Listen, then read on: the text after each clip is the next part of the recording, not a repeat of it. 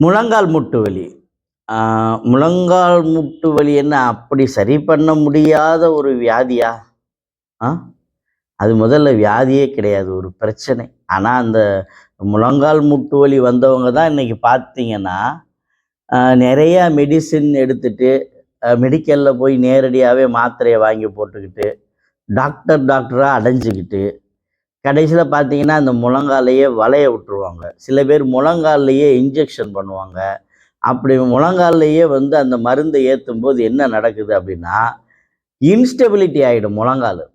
முழங்கால் வந்து ஸ்ட்ரென்த்தா இருக்கணும்னா, அது அந்த அளவான சைனோவியல் ஃப்ளூயிட் இருந்தா தான் அது ஸ்ட்ரென்த் கிடைக்கும். எக்ஸ்ட்ராவா வந்து நம்ம அந்த இன்ஜெக்ஷன் பண்ணும்போது என்ன நடக்கும்னா, அந்த ஃப்ளூயிட் லெவல் அந்த இடத்துல கூடும்போது, முழங்காலுக்கு சரியான ஸ்டெபிலிட்டி கிடைக்காது. இப்படி சரியான ஸ்டெபிலிட்டி கிடைக்கலைன்னா, முழங்கால் என்ன ஏதாவது ஒரு பக்கம் வளைய ஆரம்பிச்சிடும். மேக்ஸிமம் நெறைய பேருக்கு பார்த்தீங்கன்னா, ஜென்னு வேரம். அதாவது வெளிப்பக்கமா வளைஞ்சிருது, இந்த இன்ஜெக்ஷன் பண்றதுனால. அப்போ முழங்கால வந்து நம்ம வலி இல்லாம வச்சுக்கணும், ஸ்ட்ரென்த் பண்ணிக்கணும். முழங்கால்ல உள்ள முழங்கால் மூட்டு வலிய வந்து நம்ம ஆரம்பத்திலேயே சரி பண்ணணும் அப்படின்னா, நீங்க ஃபிசியோதெரபில உள்ள எங்களுடைய அட்வான்ஸ் சிகிச்சை முறைகளை எடுத்துக்கலாம். இல்ல லேசா தான் இருக்கு அப்படின்னா, நீங்க முறைப்படியா வந்து ஒரு ஃபிசியோதெரபி மருத்துவரை பார்த்து, அதற்குள்ள பயிற்சிகளை செய்துக்கிட்டாலே சரியாயிடும்.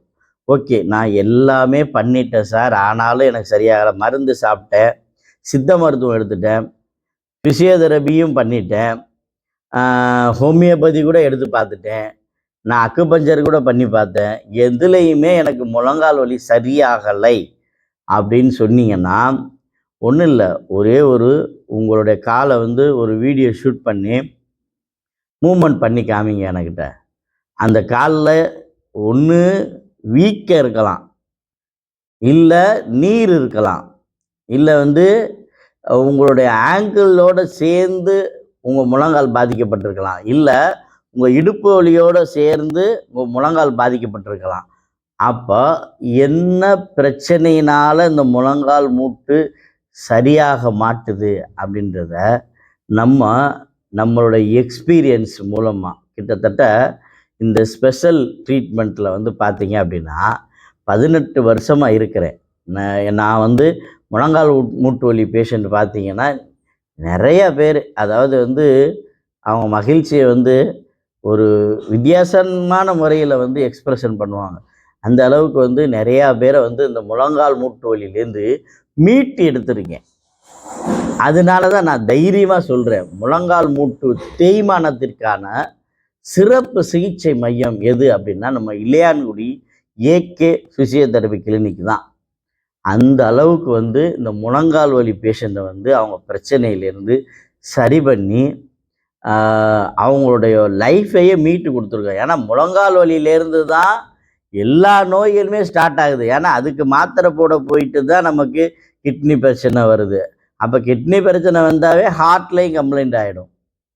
அப்போ நம்மளோட நடை குறையுது, வாக்கிங் போக முடியாது, முறையான பயிற்சிகள் செய்ய முடியாது, நடை தடைபடுது.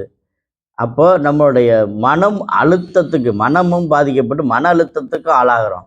அப்போ முழங்கால் வலியில் வந்து இவ்வளோ பிரச்சனைகள் இருக்குதா? கண்டிப்பாக இருக்குது. எல்லா பிரச்சனையுமே முழங்கால் வலியையும் இந்த தண்டுவட பிரச்சனையும் பேஸ் பண்ணி தான் எல்லா நோய்களுமே வருது. அதனால தான் 35 வயசு வரையும் நமக்கு எந்த நோயுமே வரலைன்றது காரணம். ஒன்று, நம்மளுடைய தண்டுவடம் வந்து நல்லா நார்மலாக இருக்குது, அதில் பாதிப்பு இன்னும் ஏற்படலை. அதே மாதிரி நம்ம முழங்கால் சரியாக சீராக இயங்குது, அதனால நமக்கு பிரச்சனை வரலை. ஆனால் இது ரெண்டுலேயுமே பிரச்சனை வந்துருச்சுன்னு வச்சுக்கோங்களேன், எல்லா நோயுமே, இந்த நோயின்னு கிடையாது, நம்ம இதுக்கு போய் மாத்திரை போட்டு நிறைய மருத்துவம் எடுத்து பார்த்திங்கன்னா எல்லா பிரச்சனையும் இழுத்துக்குவோம் நம்மளே. அப்போ இந்த மாதிரி ஒரு பிரச்சனை இருக்குது அப்படின்னா அதை நேர்த்தியாக டயக்னோஸ் பண்ணி இதுதான் பிரச்சனை. அதே மாதிரி நீங்களும் புரிஞ்சுக்கணும், சில முழங்கால் வலி ஒரே நாள்லேயே சரியாயிடும், சில முழங்கால் வலி 7 நாளில் சரியாகும், சில முழங்கால் வலி 3 மாசத்துல தான் சரியாகும்.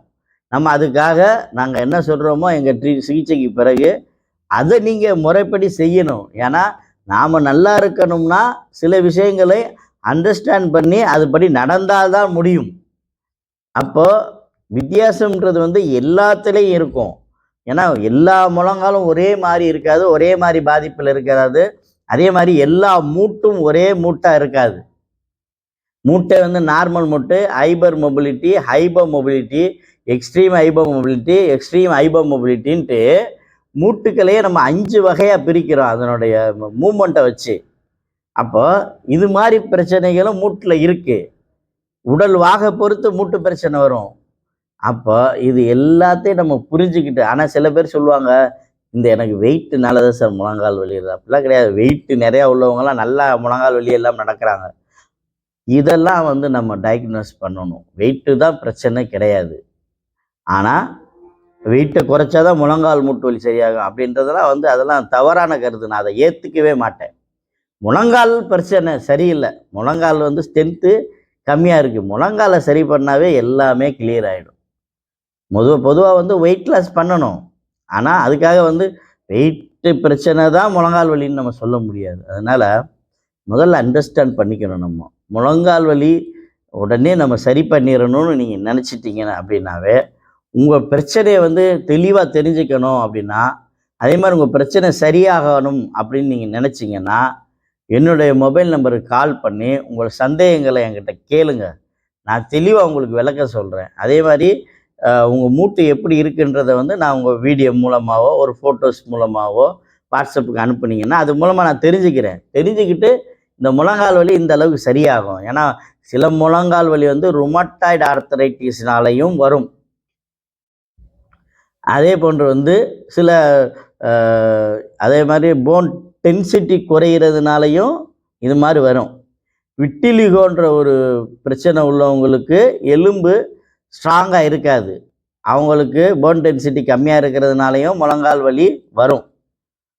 வயது காரணமாக 70 வயசு, 80 வயசு, 90 வயசு அதன் காரணமாகவும் முழங்கால் வலி வரும்.